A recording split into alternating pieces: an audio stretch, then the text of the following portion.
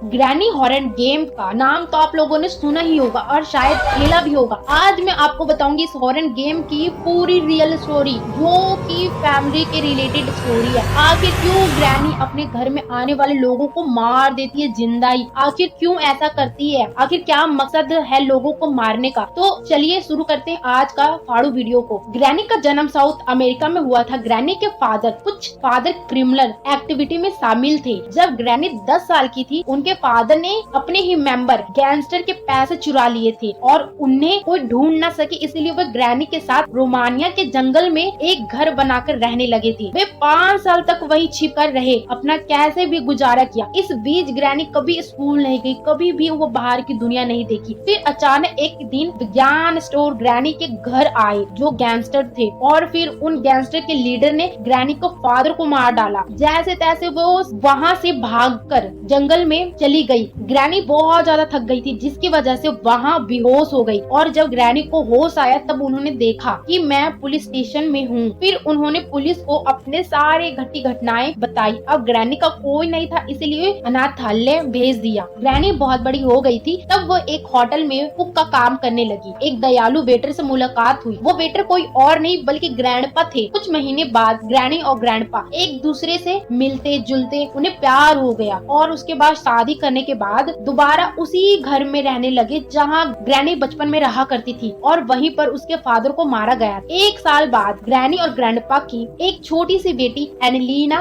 कुछ सालों तक सब कुछ ठीक चलता रहा। फिर एक दिन अचानक ग्रैंडपा घर से गायब हो गए, और जब ग्रैनी ने ढूंढना स्टार्ट किया तो उनकी डेड बॉडी जंगल में पाई हुई मिली। इस घटना को देखकर ग्रैनी बहुत ज्यादा घबरा गई थी, बहुत ज्यादा टूट गई थी। इस घर में ग्रैनी ने अपने फादर को खोया था और अब ग्रैंडपा को भी खोना पड़ा। ग्रैनी ने ग्रैंडपा की डेड बॉडी को अपने घर के पीछे दफना दिया। 7 साल बाद साइमन नाम का एक छोटा सा लड़का उसके घर पर आया, जिसके बाद में सिलेंडर मैन के नाम से जाना गया। उसने अपने माता पिता को खो दिया था। ग्रैनी ने उसे अपने घर में रख लिया। एंजेलिना और साइमन एक साथ बड़े हुए और उन्होंने भी शादी कर लिया, और उन दोनों की एक छोटी बेटी हुई। 5 साल बाद एंजेलिना की किसी शराब की वजह से मौत हो गई। उसकी बेटी बड़ी हो चुकी थी। उन्होंने कॉफी काय से शादी की। कॉफी काय साइंटिस्ट था जो इंसानों को वैम्पायर बनाने के ऊपर एक्सपेरिमेंट कर रहा था। कहा जाता है कि एंजेलिना के ऊपर श्राप था, जिसकी वजह से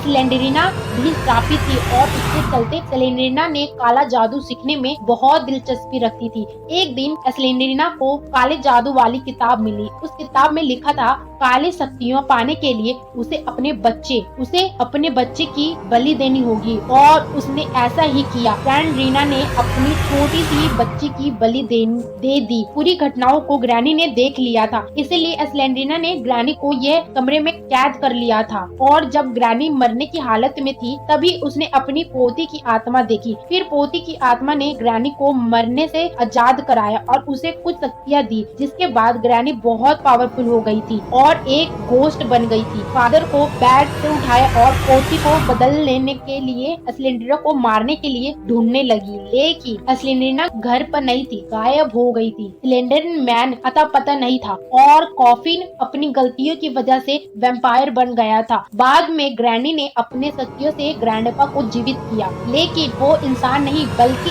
एक ज़ॉम्बी बन गया था। तब इस ग्रैनी और ग्रैंडपा दोनों इसी घर में रहकर स्लेंडरिना को ढूंढने लगे और लोगों को मारने लगे, क्योंकि उन्हें लगता था कि उन्हें स्लेंडर के बारे में कुछ पता होगा। यह थी ग्रैनी हॉरर गेम की कहानी। वीडियो पसंद आई हो तो वीडियो को लाइक कर देना, शेयर कर देना। ऐसी हॉरर वीडियो के लिए चैनल को भी सब्सक्राइब कर देना। Thank you for watching.